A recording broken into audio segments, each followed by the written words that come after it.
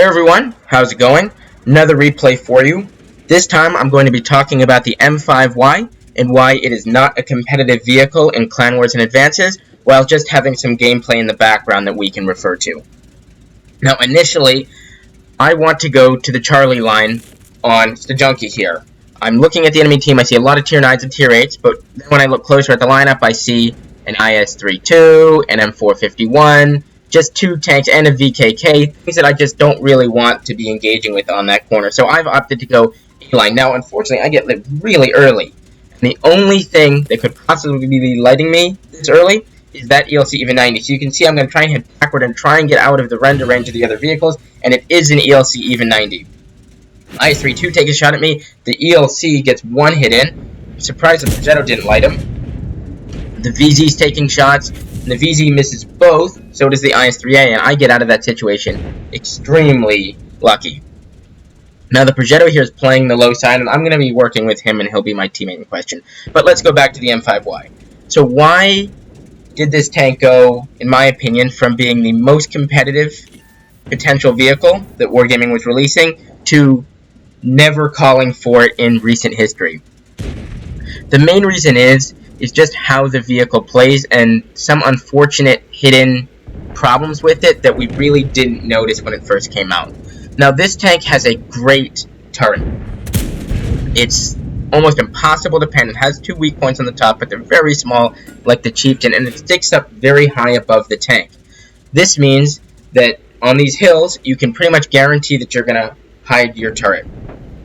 However, this also creates problems. A tall vehicle struggles to hide behind some small pieces of rubble, like the Chieftain can. Now, the hull is very flat. However, if we zoom out here, we can see these 2 connecting pieces that holds the turret to the hull there. And what this means is that those are both weak points. So when your turret is so tall, people can shoot those sort of triangles, and it's a pretty easy pen, especially if they're shooting premium, as everybody is in Clan Wars and Advances. Now the second problem, you can see that Leo just took a shot at me. Now I was below the ridge, however, I was using my gun depression, which means the back of the turret comes up, as we can see here. And that is a big weak point. This thing has no side armor on the turret or the hull. So that part of the tank stuck up above the ridgeline, meaning that that was just a big fat target for that Leopard to shoot. Now, great job on the Progetto there, telling me to please be patient. Obviously, I was a little bit antsy. I'm trying to get that ELC even 90 out because I want to progress this side of the map as early as it is. I'm concerned about the Juliet and Kilo lines because it looks like they're getting outflanked there. Now, the gun oppression on this vehicle is great. I believe it's 10 degrees, however, that's a little bit too much of a slope. Now, I'm going to finish off the IS-32 there. Not sure what he was doing, but just another thing to help our team.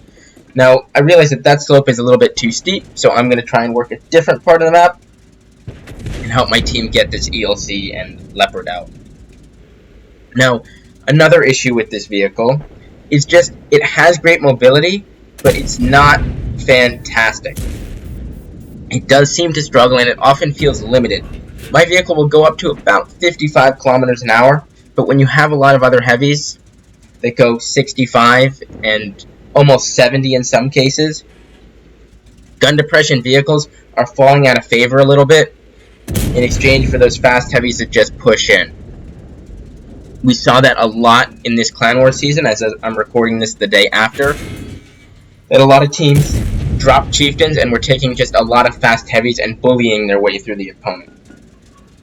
The other thing this vehicle struggles with is, while it has great DPM, the average damage per shot is 360, meaning that you have to constantly be poking to get that DPM, and that's just going to expose your tank time and time and time again, and if the enemy shoots at it enough, they will panic. Great job there by the WZ-111 GFT, just finishing off that even 90. That was my goal there initially, so that's awesome play by him.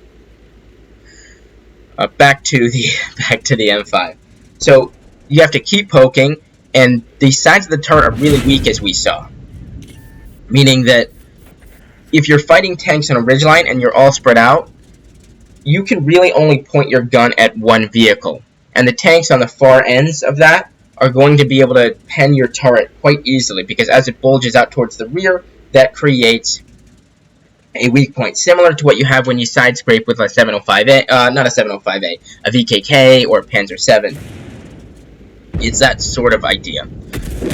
So, we initially called for a bunch of these. I tried them out, however, it just was not working. The Chieftain hits for 440, and that means that it doesn't have to poke that often. The turret is quite strong, just as strong with this. It doesn't have the same side issue problems. While it has some, it's not as bad. And I'm going to help out this T-54 here, finishing off that T-26E5 American heavy tank. And the Chieftain is just a much better replacement. In the event of a push, and this is one of the more glaring issues, this tank has 0 hull armor. It's terrible. It's also quite tall, so you cannot really push with this vehicle. It has great TPM, but again, it struggles with health, same as the Chieftain 2200, but the Chieftain can act as a fast heavy tank. This tank really cannot. Just doesn't have the armor. I feel like I get damaged quite often, critical hits, and it just doesn't keep pace.